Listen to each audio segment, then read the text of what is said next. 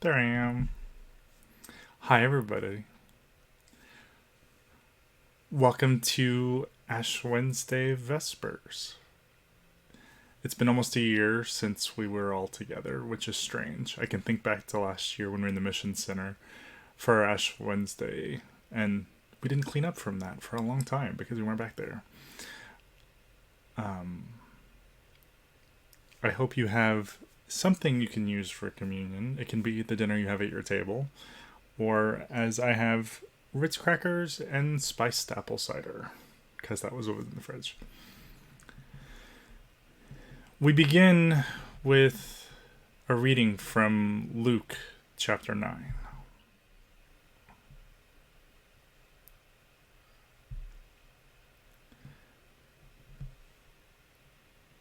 As the time approached when Jesus was to be taken up into heaven, he determined to go to Jerusalem. He sent messengers on ahead of him. Along the way, they entered a Samaritan village to prepare for his arrival. But the Samaritan villagers refused to welcome him because he was determined to go to Jerusalem. When the disciples James and John saw this, they said, "Lord, do you want us to call fire down from heaven to consume them?" But Jesus turned and spoke sternly to them, and they went on to another village. As Jesus and his disciples traveled along the road, someone said to him, "I will follow you wherever you go." Jesus replied, "Foxes have dens and the birds in the sky have nests, but the human one has no place to lay his head." Then Jesus said to someone else, "Follow me." He replied, "Lord, let me go and bury my father first."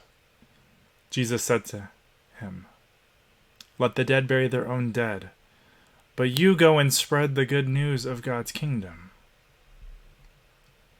Someone else said to Jesus, "I will follow you, Lord, but first let me say goodbye to those in my house." Jesus said to him, "No one puts a hand on the plow and looks back. No one who puts a hand on the plow and looks back is fit for God's kingdom."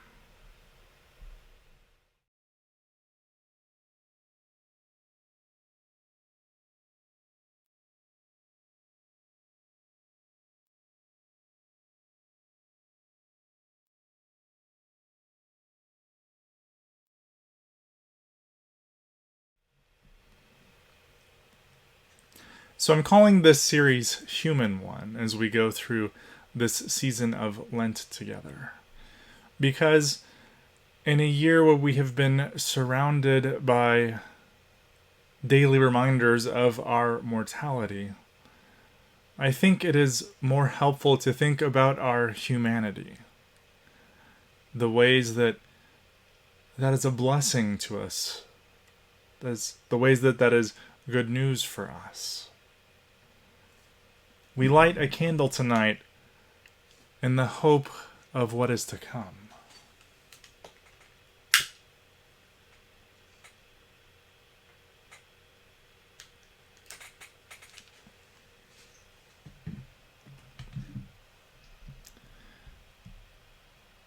I invite you to sing along with our centering song. It might be familiar to most of you because it's the one I use every year, but let us gather in the spirit of centering.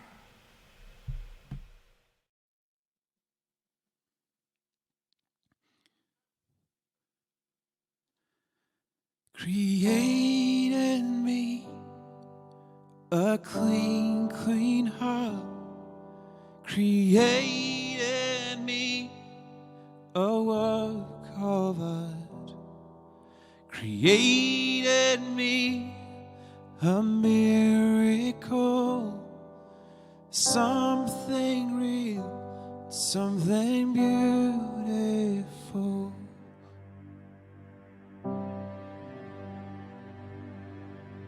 Create in me a clean, clean heart. Create in me a work of art. Create in me a miracle. Something real, something beautiful.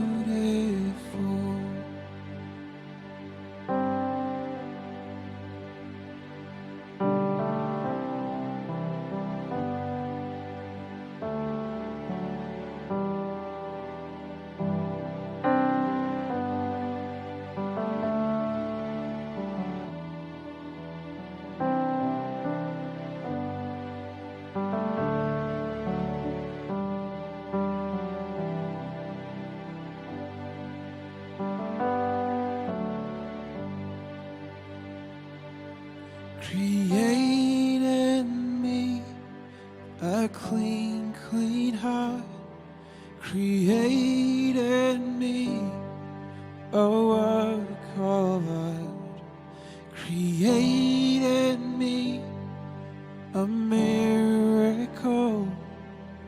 Something real, something beautiful. Something real, something beautiful.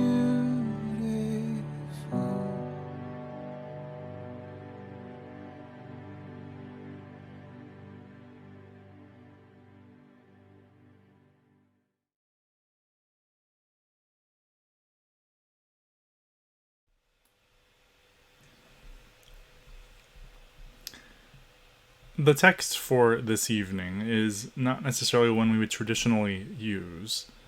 We tend to often go back to Genesis, of the creation of humankind from dust.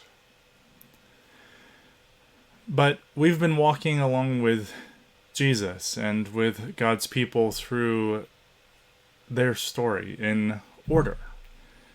So it makes sense to pick up right after the Transfiguration, which we just talked about on Sunday, of Jesus being transformed.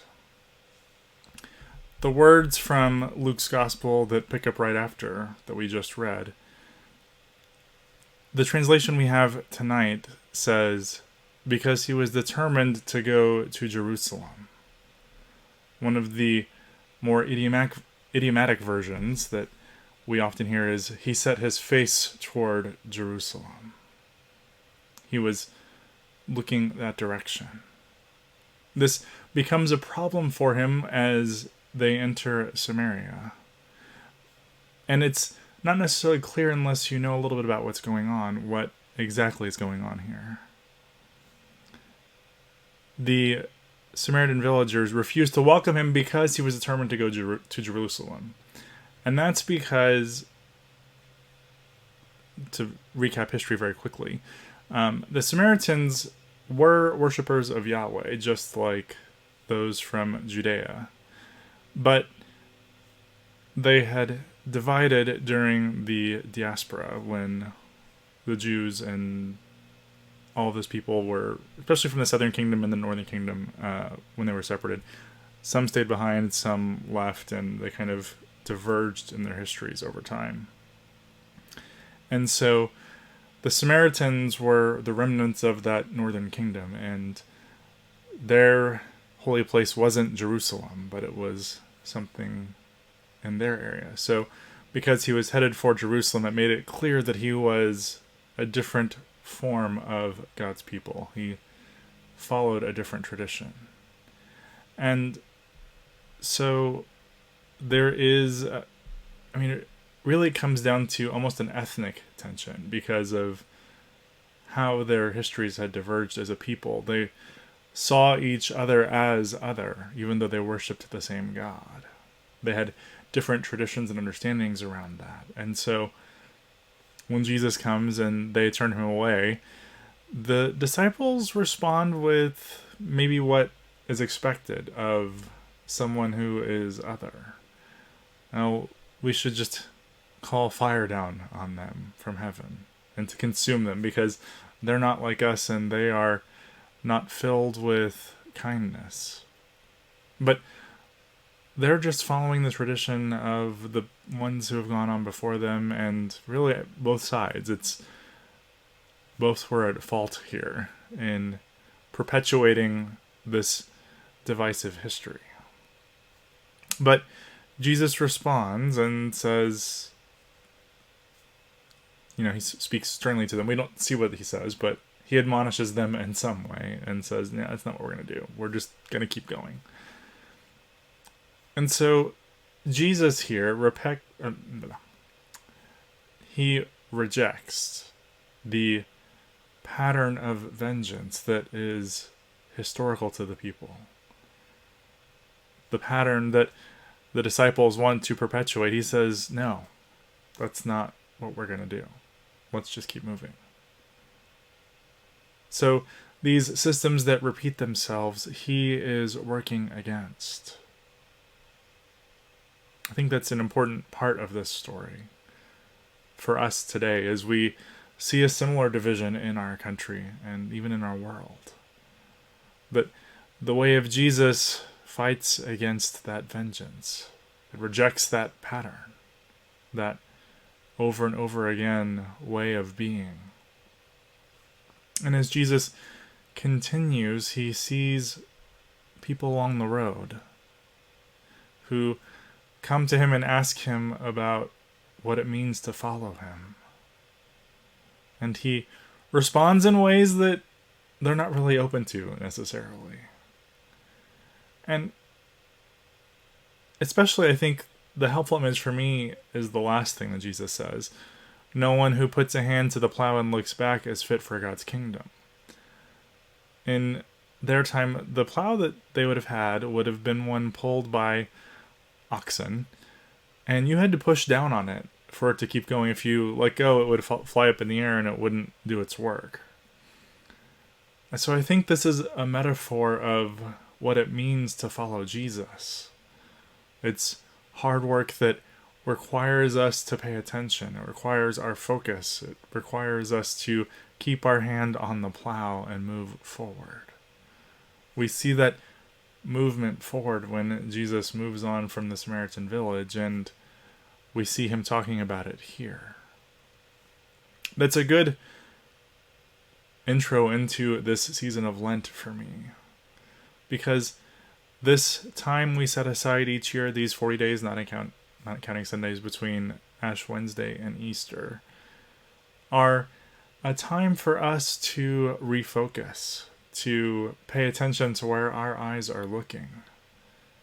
In historic traditions of the first century and early Christians, these 40 days were almost like a catechism of some kind, of preparing them for baptism, of time spent in instruction and learning about the way of Jesus. And so that's what we do each time we celebrate Lent, each time we do this tradition, walk through this journey with Jesus from here to Jerusalem for the end of his ministry and life.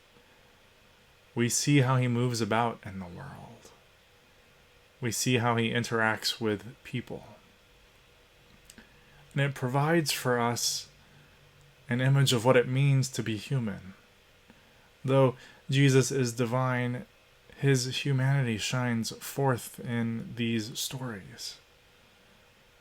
They show us who we can be, who God calls us to be even.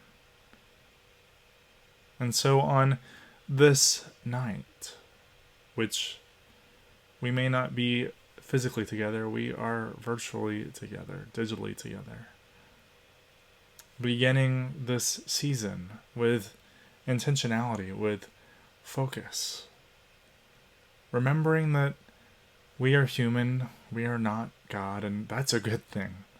We don't have the responsibility of God, but the calling of created ones, of the human ones, that we each are. Like I said earlier, the reminders of our mortality surround us during this season of COVID.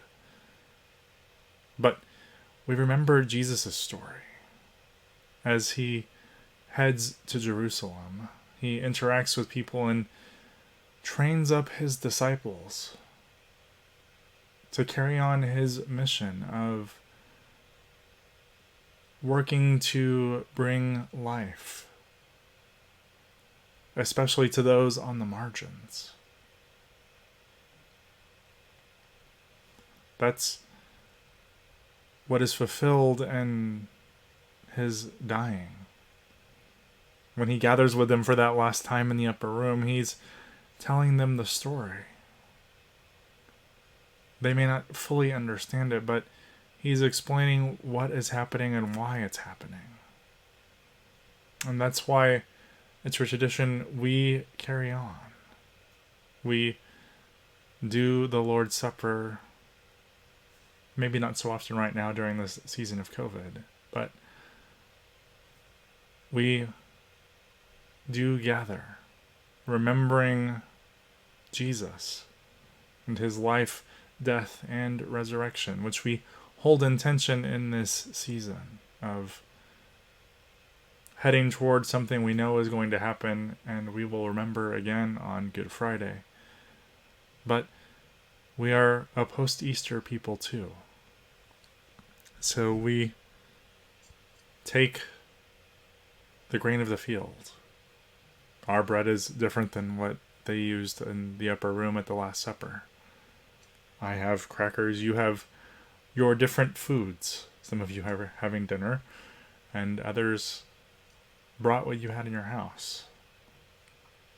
But Jesus took this bread and he offered it to his disciples, using it as a symbol of his sacrifice, of his body.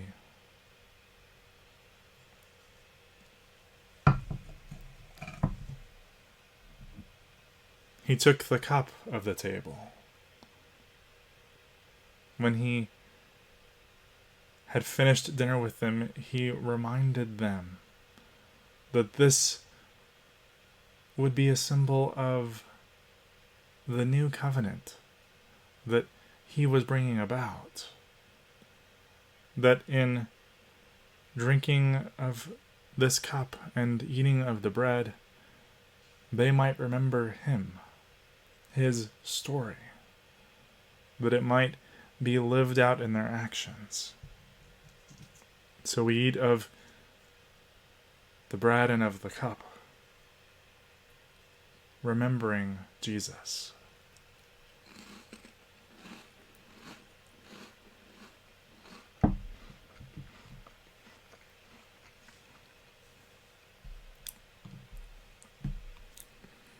I have another song for our reflection.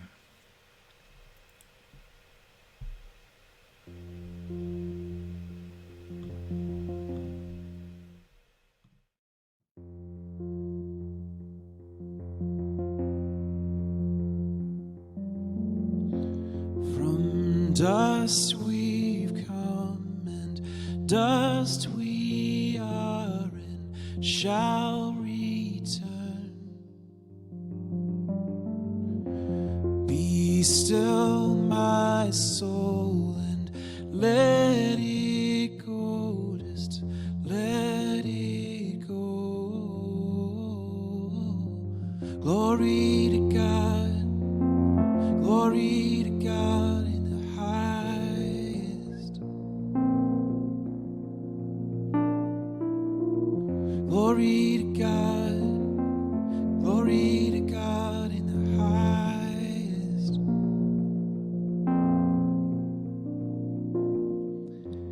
Naked we came and shall return into the grave.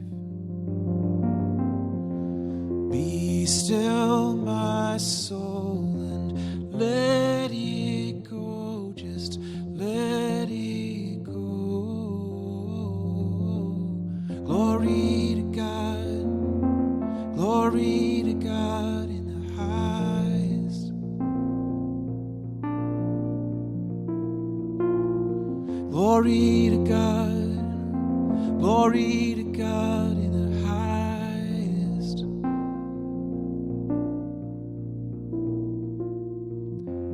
Be still, my soul, Lord, make me whole, Lord,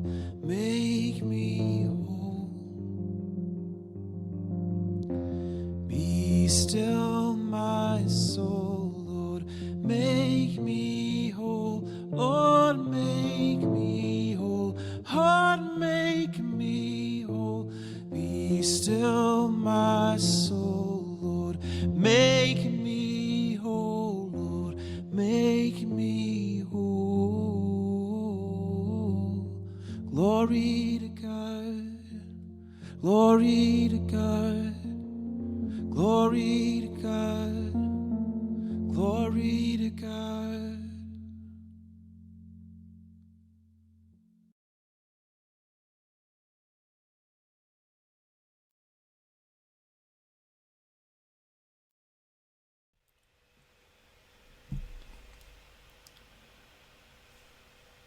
Each year on Ash Wednesday, we have a time of having ashes imposed on our foreheads so that we can wear them. When we do it in the evening, it doesn't quite have the intended purpose of wearing them all day as we go about. It's just wherever we go afterwards. So that's why I thought the idea of us doing masks might be something more helpful, that we could wear them throughout the day to be a symbol again of our humanity. That yes, we are all headed toward death, but that is not a bad thing. It makes life more meaningful. I've been listening to a lot of audiobooks lately, and one of them talked about, it was a fantasy novel, and the characters happened upon kind of wasn't quite limbo, but it was a place that people were living in a sort of afterlife forever, and they were just all dull and bored because their days had no meaning. It showed them and me, as I was listening to the book, a good example of why our humanity is a blessing to us. Though we see the difficulty and the frailty of life around us right now with this pandemic, though things are improving, there is good in the finality of our life on this planet coming to an end, and an afterlife with God. The difference we make each and every day through our actions is really what that cross on our forehead reminds us of. That we turn toward God during this time of year to remind ourselves what we do and why we do it. So that's what our journey will be about between now and Easter, of looking at Jesus so that we might remind ourselves what it means to look like Jesus, to live like the human one in our own humanness.